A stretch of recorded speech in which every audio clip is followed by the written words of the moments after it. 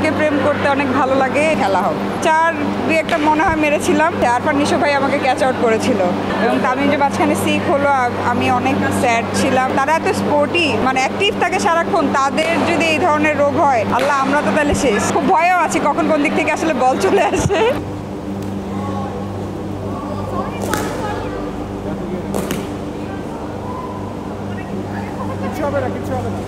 আমি already injured. Anyway, it happens. খেলা খুব এনজয় করছি আমি।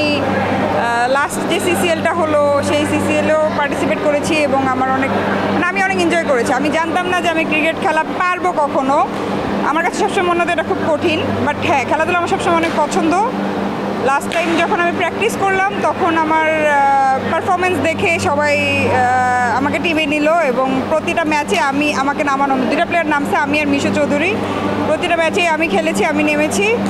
4-2 একটা মনে হয় মেরেছিলাম। হ্যাঁ, আমার মনে আছে আরফান নিশো ভাই আমাকে ক্যাচ আউট করেছিল। এবার হোপফুলি দেখছি অ্যারেঞ্জমেন্টটা আরও বেশি বড়, আরও ভালো এবং অনেক অর্গানাইজড। Let's see. আমি আজকেই প্র্যাকটিসে জয়েন করলাম, সো আমি এখনও জানি না যে আমি আদৌ কোন টিমের মেম্বার। অনেকেই বলছে আসলে কোন টিমে যাব, ডিসাইড করবো হয়তো বা। সবাই মিলে এনজয় করছি আর কি, সবার সাথে দেখা হচ্ছে, খুব ভালো লাগছে। আমার পছন্দের ক্রিকেটার আমি বলছি তামিম আর মাশরাফির খেলা মিস করি এবং তামিম যে মাঝখানে সিক হলো, আমি অনেক স্যাড ছিলাম এবং আমি অনেক দোয়া করেছি যেন তামিম সুস্থ হয়ে আমাদের মাঝে খুব তাড়াতাড়ি ফিরে আসে। এত অল্প বয়সে এরকম এত বড় রোগ আসলে আনএক্সপেক্টেড।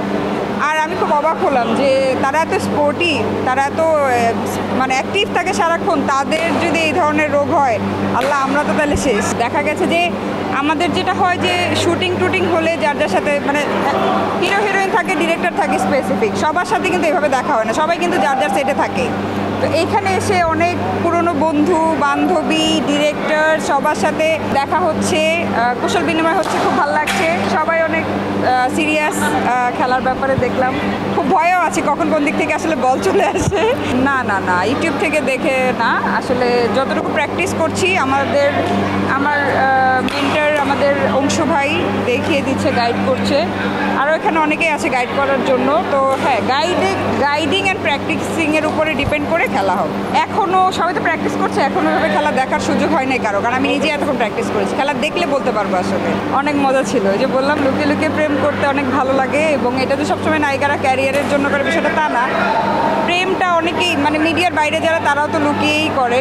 অনেকে বাবা মার ভয় করে, অনেকে ফ্যামিলির ভয় করে, অনেক বিভিন্ন কারণে করে। তো আমি বলেছি যে আমি বিষয়টা এনজয় করি। কে কী করে আমি সেটা জানি না। এবং দেখলাম সেটা ভাইরাল। ও মাই গড, কালকে দেখলাম 115K লাইক হয়ে গেছে। আমি কি এমন বললাম? না, আমার মনে হয় আমি আরও বেশি কাজ করছি এখন।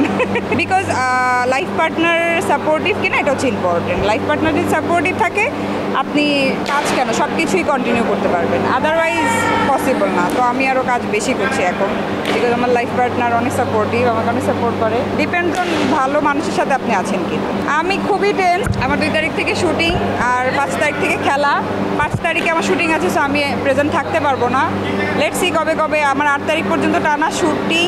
এরপর আমি মাঝখানে যেদিন আমার শুটিং নেই, সেই দিন আমি জয়েন করব। মোশাররফ ভাইয়ের সাথে একটা সিরিয়ালের শুটিং আছে 5 তারিখে, আর একটা সিরিয়াল করছি বোকা পরিবার RTVর, ওইটা হচ্ছে 2 তারিখ থেকে শুটিং। তো মাঝখানে সিসিএল করবো। আমাদের জুটিটার কেমিস্ট্রি সবাই অনেক এনজয় করে।